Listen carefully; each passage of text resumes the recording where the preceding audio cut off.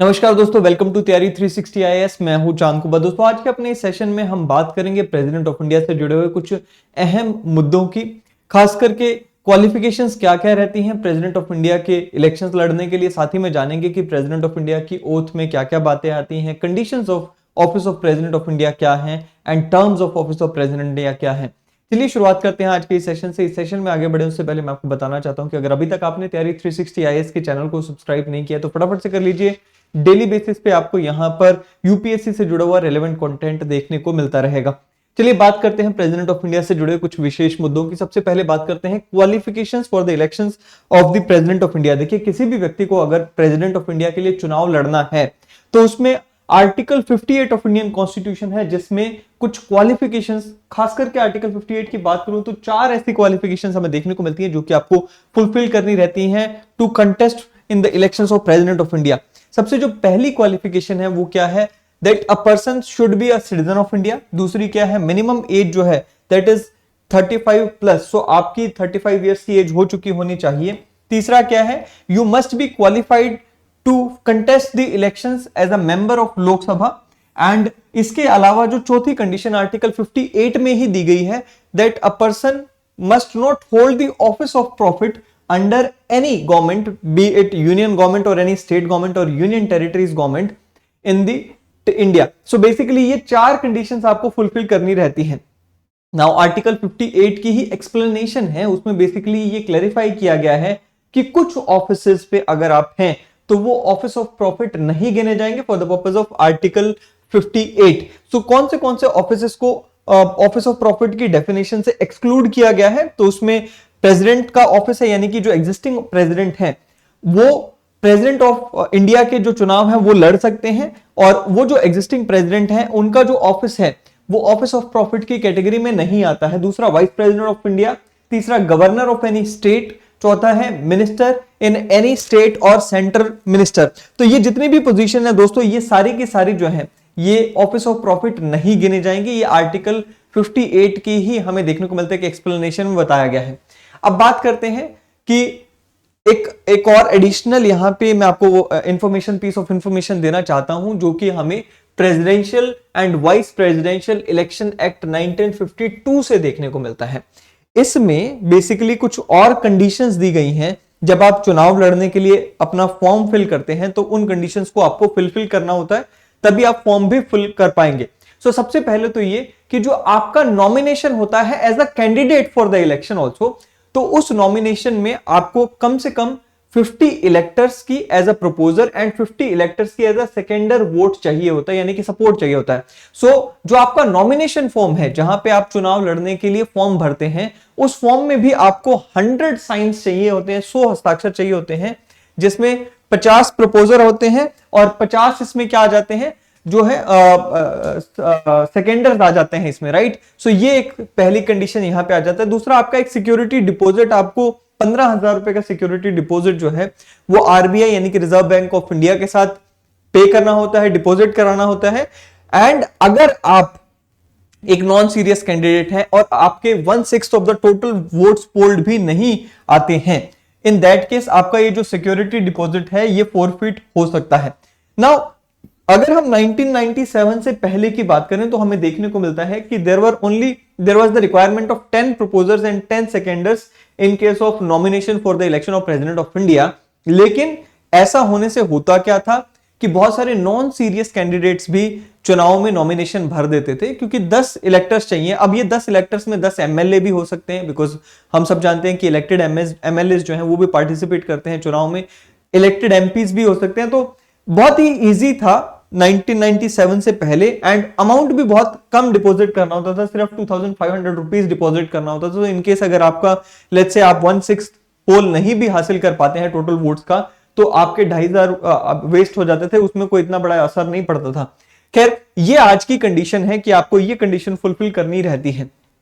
अब फर्दर बात करते हैं oath or affirmation bye the president. Article 60 में बताया गया है कि प्रेसिडेंट को किस तरह से ओथ लेनी होती है।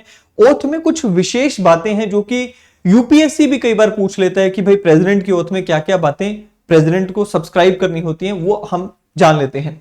सो क्या कहता है जी, president has to make and subscribe oath or affirmation क्या होता है, प्रेसिडेंट इस ओथ में क्या शपथ लेते हैं। सबसे पहला है to faithfully execute the office, दूसरा है to preserve, protect and defend the constitution and the law. So यहां पे सवाल आता है who is the protector of the constitution. Protector of the constitution जो है वो प्रेसिडेंट ऑफ इंडिया को कहा जाता है। तीसरा क्या है, to devote himself to the service and wellbeing of the people of India. Now ये तीन चीजें उनकी ओथ में आ जाती हैं एंड ये क्वेश्चन बनता है बार बार, तो इसलिए आपको ये ध्यान रखना चाहिए। अब बात करते हैं कि प्रेसिडेंट ऑफ इंडिया को ओथ एडमिनिस्टर कौन कराता है, तो chief justice of India president of India को ओथ एडमिनिस्टर करवाते हैं। But in the case of absence of chief justice of India, जो सीनियर मोस्ट जज होते हैं सुप्रीम कोर्ट के, वो प्रेसिडेंट ऑफ इंडिया को अपनी ओथ एडमिनिस्टर कराते हैं। कहते जी एनी अदर पर्सन, अब let's say president of India किसी भी वजह से अपनी ड्यूटीज को फुलफिल नहीं कर पा रहे हैं या उनकी पोजीशन वेकेंट है, तो ऐसे केस में प्रेसिडेंट ऑफ इंडिया की जगह पे कोई और पर्सन, तो नेचुरल सी बात है, there is a given order कि प्रेसिडेंट ऑफ इंडिया की अगर वैकेंसी है तो वाइस प्रेसिडेंट ऑफ इंडिया आके उनकी पोजीशन पे बैठते हैं। अगर उसमें भी वैकेंसी है तो again there is proper procedure और there is proper let's say given list जो कि उन पोजीशन पे आएंगे। नाउ मैं आपसे पूछना चाहूंगा कि अगर वाइस प्रेसिडेंट भी एब्सेंट है या उनकी भी वैकेंसी है तो कौन जाकर प्रेसिडेंट ऑफ इंडिया की पोजीशन संभालेगा, कमेंट में जरूर बताइएगा।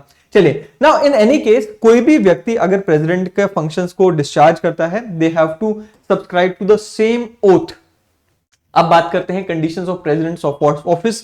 अब आर्टिकल 59 में कंडीशंस दी गई हैं प्रेसिडेंट्स ऑफिस की। क्या क्या कंडीशंस हैं चलिए जान लेते हैं। कहते हैं जी he should not be a member of either house of parliament or house of any state legislature. जैसे ही एक व्यक्ति प्रेसिडेंट के चुनाव जीतते हैं और वो इनमें से किसी भी पोजीशन पे है, या तो एमपी हो या फिर एमएलए हो या एमएलसी हो, इट इज डीम्ड दैट वो अपनी वो पोजीशन खाली कर रहे हैं the day he enters in the office of president. So जिस दिन वो ऑफिस ऑफ प्रेसिडेंट का शपथ ग्रहण करते हैं उस दिन से उनकी जो पुरानी पोजीशन थी वो ऑटोमेटिक, पुरानी जो सीट थी वो ऑटोमेटिकली वेकेट हो जाती है। दूसरा क्या है, ही should not hold any office of profit. And तीसरा क्या है, he is entitled to without any payment of rent to the use of official residence। so official residence that is Rashtrapati Bhavan इनको मिलता है, और बाकी emoluments, allowances and privileges which are determined by parliament are given to him by the virtue of being president of India। साथ ही में क्या है, कहते जी इनको जो emoluments at the time of appointment दी जाती हैं they cannot be changed to the disadvantage of president of India after the appointment is done। तो ये यहां पर हमें देखने को मिलता है। अब देखिए 2018 से पहले जो प्रेसिडेंट ऑफ इंडिया की सैलरी थी वो 1.5 लाख रुपए पर माह थी। अब क्या है, 5 लाख रुपीस पर मंथ इनकी सैलरी कर दी गई है। 2018 में ये बदलाव लाया गया था। 2008 में भी एक बदलाव लाया गया था। 2008 से पहले क्या होता था कि पेंशन ऑफ रिटायर्ड प्रेसिडेंट क्या थी, केवल 3 लाख रुपए प्रति वर्ष। एनुअल प्रेसिडेंट पेंशन क्या थी, 3 लाख रुपए पर एनम। अब क्या हो गई है, अब हो गई है 50% of the monthly salary of president. ये पेंशन पर मंथ उनको दी जाती है। सो अगर आज की हम सैलरी की बात करें तो 5 लाख रुपए है, और उनकी अगर हम पेंशन की बात करें तो वो 2.5 लाख रुपए यानी कि 2.5 लाख रुपए उनकी पेंशन हो चुकी है। पेंशन के अलावा यानी कि पैसे के अलावा उनको एक furnished residence, phone facilities, medical facilities, car facility, travel facility, secretariat staff, office expenses up to 1 lakh rupees per annum दिए जाते हैं। सो ये एडिशनल चीजें उनको मिलती है। पर एक चीज का ध्यान रखिएगा, ये 1 लाख रुपीस पर एनम है। सो ऑफिस एक्सपेंसेस में स्टेशनरी या जो भी और खर्चा है वो 1 लाख रुपए पर एनम उनको मिलता है, पर साल उनको मिलता है। सैलरी जो है अब पेंशन जो है अब पर मंथ के बेसिस पे मिलती है, पहले उनको पर एनम के बेसिस पे मिलती थी।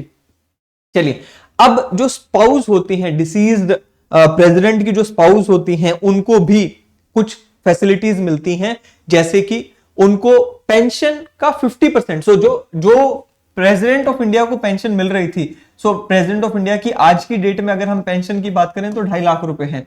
अब प्रेसिडेंट ऑफ इंडिया जो रिटायर्ड प्रेसिडेंट है, राइट, उनकी जो पेंशन है वो 2.5 लाख रुपए है। जब रिटायर्ड प्रेसिडेंट की डेथ हो जाती है तो उनकी जो स्पाउस है या उनका जो स्पाउस है उनको जो पेंशन मिलती है वो इसका भी 50% मिलता है।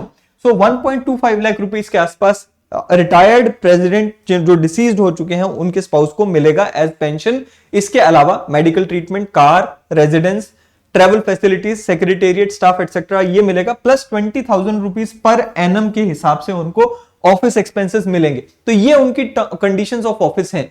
अब प्रिविलेजेस एंड इम्यूनिटीज और भी हैं भाई, जैसे कि प्रेसिडेंट ऑफ इंडिया के खिलाफ कोई भी लीगल एक्शन या लीगल लायबिलिटी अराइज नहीं होती है for the work done by the president of India in office. So उनके ऑफिस के दौरान जो भी उनके काम किए जाते हैं उनके केस में इनके ऊपर ऑफिशियल एक्ट के लिए कोई लीगल लायबिलिटी इनके ऊपर अराइज नहीं होती है। पर्सनल रिस्पेक्ट में भी अगर हम बात करें, क्रिमिनल प्रोसीडिंग्स उनके खिलाफ नहीं लाई जा सकती हैं व्हेन ही और she is in the office of president of India for the personal act. तो किसी प्रेसिडेंट ऑफ इंडिया के खिलाफ क्रिमिनल प्रोसीडिंग्स अराइज नहीं की जा सकती हैं while in office. Office demat करने के बाद पर्सनल एक्ट्स के लिए क्रिमिनल प्रोसीडिंग्स को लाया जा सकता है।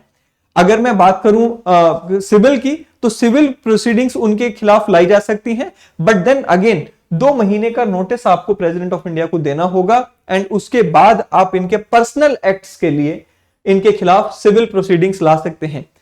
प्रेसिडेंट ऑफ इंडिया को अरेस्ट नहीं किया जा सकता है, इंप्रिजन नहीं किया जा सकता है during the tenure. Now terms of office की अगर हम बात करें, टर्म ऑफ ऑफिस की अगर हम बात करते हैं तो देखिए 5 वर्षों की टर्म ऑफिस में तय की गई है from the date which in on which he enters the office. इसके अलावा हमें देखने को मिलता है that he can resign any time from office by addressing resignation letter to the vice president of India. Now she can also be removed through the process of impeachment, और वो जो इंपीचमेंट का प्रोसेस है वो constitution में दिया गया है, वो हम अपने नेक्स्ट सेशन में कल देखने वाले हैं। नाउ कहते जी प्रेसिडेंट अगर चाहे तो I mean in case some cases president को 5 वर्षों से ज्यादा भी अपना ऑफिस होल्ड करना पड़ जाता है। कैसे? Let's say president of India का आखिरी समय आ चुका है जब उनका टेन्योर पूरी हो रही है। टेन्योर पूरी होने के बाद भी, वैसे तो होता यह है कि प्रेसिडेंट ऑफ इंडिया के टेन्योर पूरी होने से पहले इलेक्शन कमीशन ऑफ इंडिया को नए प्रेसिडेंट के लिए चुनाव कराने होते हैं, उसका रिजल्ट देना होता है। But let's say for some reason or the other पुराने प्रेसिडेंट के रिटायर होने से पहले नए प्रेसिडेंट के चुनाव नहीं कराए गए हैं। इन दैट केस जब तक नए प्रेसिडेंट का चुनाव नहीं हो जाता है तब तक पुराने प्रेसिडेंट को अपनी पोजीशन को छोड़ना नहीं होता है, वो तब तक उसमें बने रहते हैं। He is also eligible for re election to the office. अब देखिए भारत में री इलेक्शन के लिए एलिजिबिलिटी अगेन क्या है, there is no bar on it. आप अगर प्रेसिडेंट हैं, आप प्रेसिडेंट कई बार बन सकते हैं, 1 या 2 या 3 4 जितना आपको सरकार मदद करती है या पार्टी मदद करती है उतना आप बन सकते हैं, आपके चुनाव के ऊपर डिपेंड करता है। अगर वहीं पे हम यूएसए की बात करें, so there is a bar on the re election, 2 terms के लिए ही आप प्रेसिडेंट ऑफ यूएस बन सकते हैं, लेकिन भारत में ऐसा नहीं है। तो ये था जी term of office of president of India. So ये कुछ बातें आज हमने की। अगले आने वाले सेशन में हम इंपीचमेंट प्रोसीजर देखेंगे, फिर हम powers of president of India, हर तरीके की powers of president of India cover करेंगे। सेशन पसंद आए तो वीडियो को लाइक एंड शेयर करना ना भूलें, चैनल को सब्सक्राइब करना ना भूलें। अगले सेशन में मिलेंगे। Till then thank you, have a great day ahead.